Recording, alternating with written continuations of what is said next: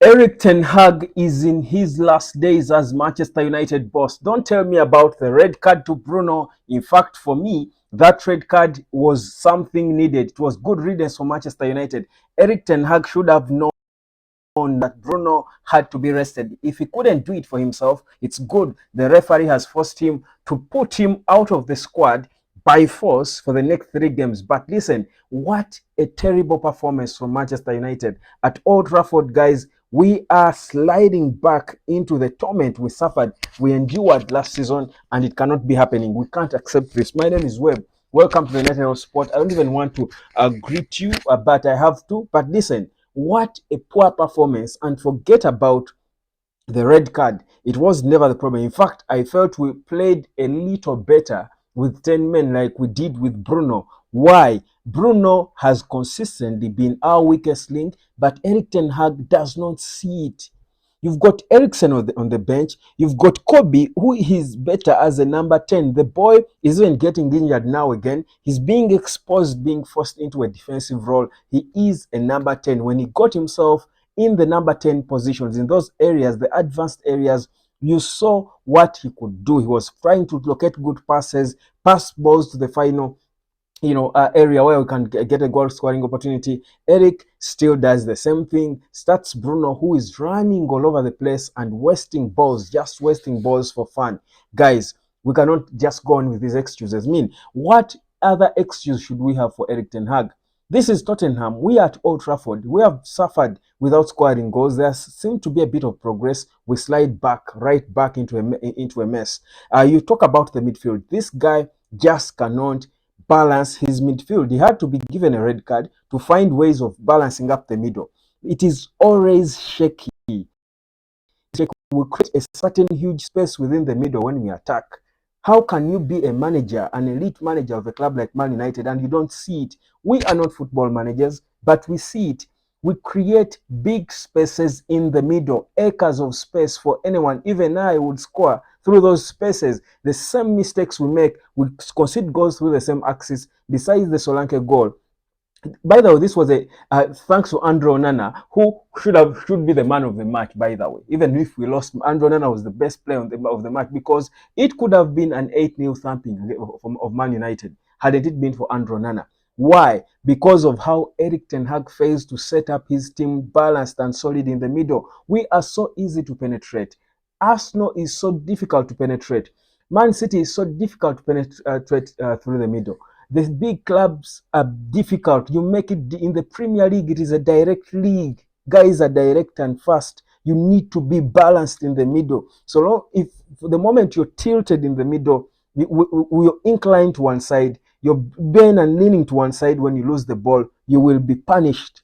That's happening consistently at Man United. Ten Hag can't see it. I feel honestly like doing a coaching course, honestly.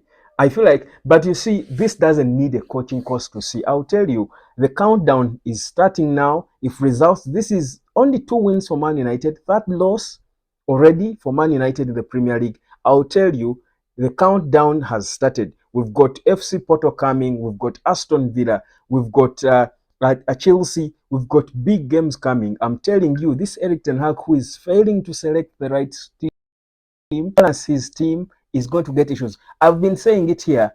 Try out Lisandro Martinez as a midfielder to balance the middle. You saw when Martinez pushed in the middle, I think we played better.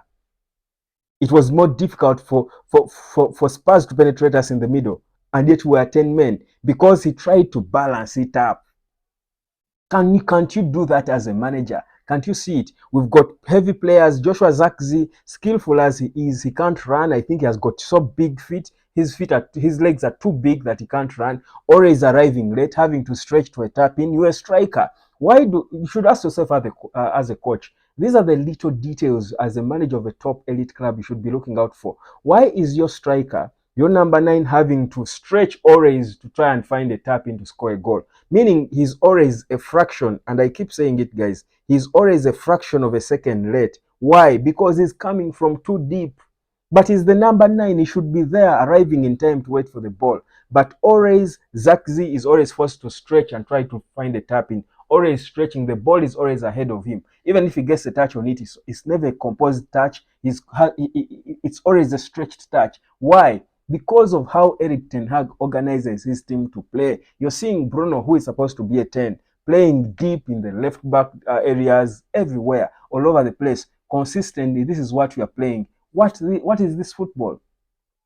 This is absolutely unacceptable. You saw what Arsenal did. They were 10 men against the best team in Europe, Man City, in England, but they made it so difficult for Man City that they had to huff and puff. They made it so difficult for Man City even with 10 men.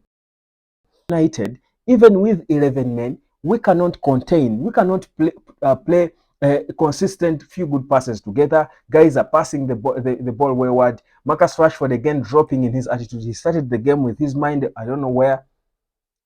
Given passes, Paino is passing to him and he's not attentive. It's like his mind is elsewhere. He's not focused on the game. There's a lot of, he brings on Hoyland late, when you know you need a physical player up top to keep Spurs at bay. They are coming at you like a body rush, like raining over you like a tsunami. Put a big little striker up top to keep them there. Erik Ten Hag doesn't see it. Amad Diallo, is he, someone was saying, is he a net baller? Asking, is he a net baller? Maybe became a ball boy until he was reminded that he's a player. Why is Amad Diallo coming 4 minutes to the final whistle? I think he came on in the 86th or 84th minute. Why is Amad Diallo coming in late at that time in such a game? You see, for me, guys, Erik Ten Hag has got to pull up his socks. Otherwise, it's going to be very difficult for him to survive the axe. It is looking so ugly. Everything is looking so messed up. And you see, there will be no more excuses. Look at this. With all these signings, no one gives you those amounts of money. 709 million euros for you to struggle like this. He's exposing even should be good players. You see that Manuel Ugarte is struggling in the middle because the system he's being forced to play does not make sense to him. It can't make sense to anyone, guys. It's terrible. We are bad. We are just bad because tactically we get it wrong. We are disorganized. We are based. Our tactical organization in the middle is so bad. Erik Ten Hag has got to see it. It's glaring. It's the biggest problem we have. And I'll tell you, very soon, you will see Ruud van Nistelrooy being interim coach if he considers like that. And just the other week, I think, just a few days ago, I think it's Fabrizio who dropped a report, saying that I think it was in an interview in Norway where Ole Gunnar Solskjaer was asked if he would take back the job at Man United if he was offered the job, and he said, of course he would.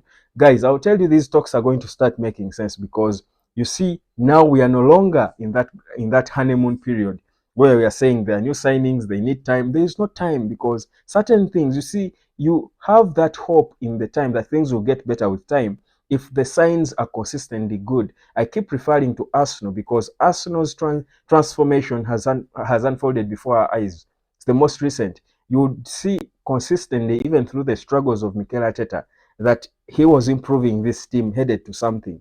Even when they lost a game, you would see the improvements. Man United, the character of the team, the mentality, the personality, the motivation. This is a big game at Old Trafford against the Spurs side, which isn't the best. I mean, we cannot be this, scattered in terms of how we play. We play without confidence. You feel like, and I've said this consistently from the first season, under Erik Ten Hag, these boys don't enjoy football. They don't enjoy themselves. They are just working hard. Now, it is okay to work hard, but work hard in a structure that allows you to enjoy your football. Because you can't, you can't. It doesn't mean that if you enjoy, you don't work hard. You can still work hard but enjoy. But these players are just running all over. You would see Zaxi too deep. The strikers have to come back so deep that it is very difficult for them to go and run to the other end of the goal and get a goal. And that's why you're seeing players like Bruno conceding cards that are silly because they are frustrated, they are tired. Those are signs of frustration, guys. I wish I could get, if you're out there and you are these people, what do they call them? The people who read people and interpret them. I don't know. I've forgotten the word. It's just gone out of my head. I'm just too pissed right now. I can't even get my English right. But those people who interpret body language, I would interview you to tell the world the body language of Man United players. It shows you that they are just tired. They are frustrated. They are done because they are made to suffer. They are suffering to play the beautiful game. Yet we've got a bunch of talented players. I don't think we are as bad as the results we have. We had some bad players. We had lazy players. For me, I think Ole Gunnar Solskjaer finished second in the league with the worst squad against bigger competition than there is now. He finished second with a bunch of young players who are just a bunch of nobodies, I should say. But for me, it's not about the lack of talent. These players we have are talented enough. It's Erik ten Hag and his methods. It's his methods and his style that is making these players suffer. And when they suffer, they can't express themselves. And that's why they're just painfully doing their job. They're not enjoying their football. My name is Webb. This is the United Note Sport. It's a test now. Let me tell you, the next 2 games are a big test for Erik ten Hag. And if he doesn't win, trust you me, he's going to be sacked.